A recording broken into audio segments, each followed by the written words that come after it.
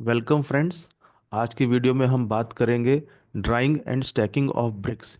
यानी कि ईंटें जो है मोल्ड से निकलती हैं, तो उनको हम किस तरह से सुखाते हैं और सुखाने के बाद हम उनको कलेक्ट करके किस तरह से इकट्ठा करते हैं। तो सबसे पहली बात है कि ब्रिक्स की ड्राइंग ज़रूरी क्यों है। तो क्लिन में बर्न करने से पहले ब्रिक को ड्राई किया जाता है ताकि इसके अंदर का मॉइस्चर रिमूव हो जाए, और मॉइस्चर के रिमूव हो जाने के कारण जब इनको पकाया जाता है तो इन ब्रिक्स में क्रैक नहीं आते हैं। इसलिए यह बहुत इंपॉर्टेंट प्रोसेस होता है।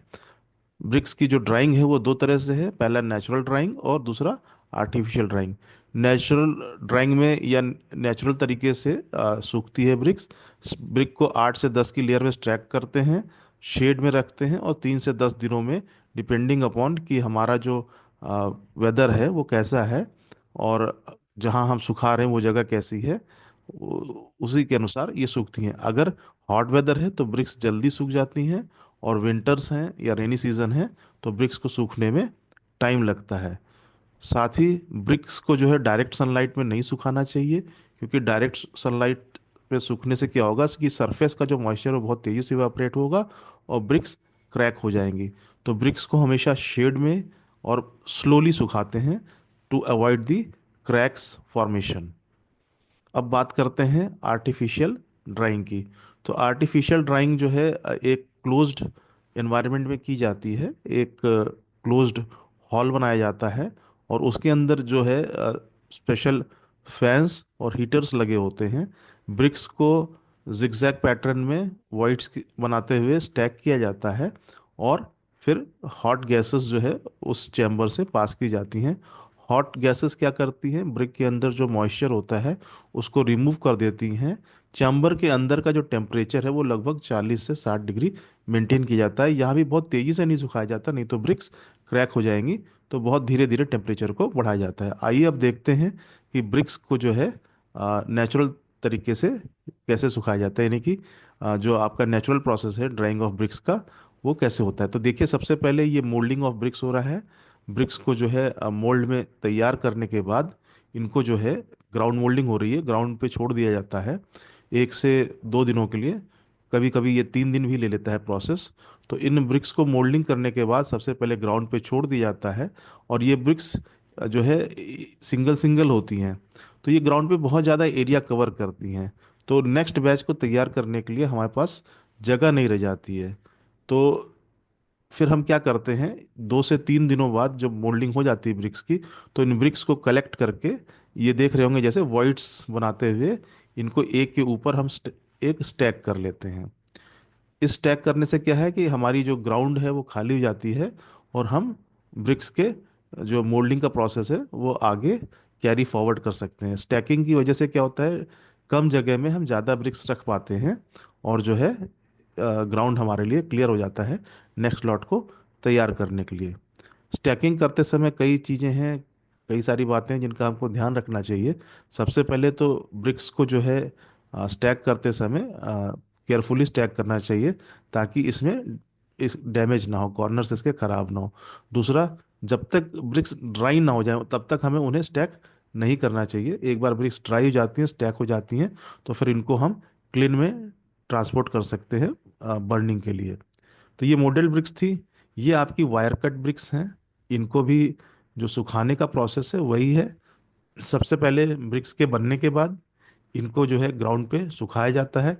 यदि टेम्परेचर बहुत ज़्यादा है और ह्यूमिडिटी नहीं है तो इनको जो है आप जूट सैक से भी कवर करते हैं, ताकि जो है आप मॉइस्चर को प्रिजर्व कर सके और ब्रिक्स जो है स्लोली ड्राई करें। इनको जूट बैग से कवर करने पे इनकी जो ड्राइंग प्रोसेस है वो स्लो डाउन हो जाता है और क्रैक्स अवॉइड होते हैं। एक बार ये ब्रिक्स जो है ड्राई हो गई हैं, सूख जाती हैं, तो इनको हम कलेक्ट कर लेते हैं ताकि ग्राउंड पे हमको और जगह मिल सके अगला जो है ब्रिक का लॉट तैयार करने के लिए। और इन ब्रिक्स को भी हम क्रिस क्रॉस पैटर्न में केयरफुली स्टैक कर देते हैं जब ये ड्राई हो जाए। ड्राई होने के बाद ब्रिक्स में जो क्ले ब्रिक्स होती हैं ये काफ़ी मजबूत हो जाती हैं, और केयरफुली हैंडल करते हुए इनको एक के ऊपर एक स्टैक करते हैं। और स्टैक जो है ये 7 से 10 लेयर का ही रखना चाहिए, इससे ज़्यादा ऊंचा नहीं करना चाहिए, नहीं तो सेल्फ वेट में भी ब्रिक्स डैमेज हो सकती हैं। एक बार ये स्टैक बन जाते हैं तो इनको 3 से 7 दिनों के लिए छोड़ दिया जाता है, ताकि फर्दर डीपर ड्राइंग जो है अंदर तक ब्रिक्स सूख जाए। जब ये सूख जाती हैं तो इनको यहाँ से ट्रांसपोर्ट करके इन ब्रिक्स को क्लीन में ले जाया जाता है, जहाँ पे इनको फायरिंग किया जाता है और बर्न किया जाता है। तो क्ले ब्रिक्स को जो है स्टैक करने के लिए जो इम्पोर्टेंट बातें हैं वो हमको ध्यान में रखनी चाहिए, और उनकी हमको जानकारी होनी चाहिए। और स्टैक करते समय इस बात का ध्यान रखना चाहिए कि जो है स्टैक बहुत ऊंचा ना हो, और ब्रिक्स जो है स्टैक करते समय ब्रेक ना करें या क्रैक ना करें। फिर ब्रिक्स को, क्ले ब्रिक्स को हम स्टैक कैसे करें? तो सबसे पहले तो एक फर्म ग्राउंड पे हमें स्टैक करना चाहिए ब्रिक्स को। ग्राउंड सॉलिड होना चाहिए ताकि एक लेवल सरफेस हमको मिले, और ब्रिक के वेट से जो है अनइवननेस ग्राउंड में ना क्रिएट हो। दूसरा, 50 ब्रिक लेंथ, 10 ब्रिक हाइट और 4 ब्रिक विड्थ होनी चाहिए। दो लॉट्स के बीच में 80 सेंटीमीटर का लगभग जो है डिस्टेंस होना चाहिए, और ब्रिक्स को हमें एज पे रखना चाहिए।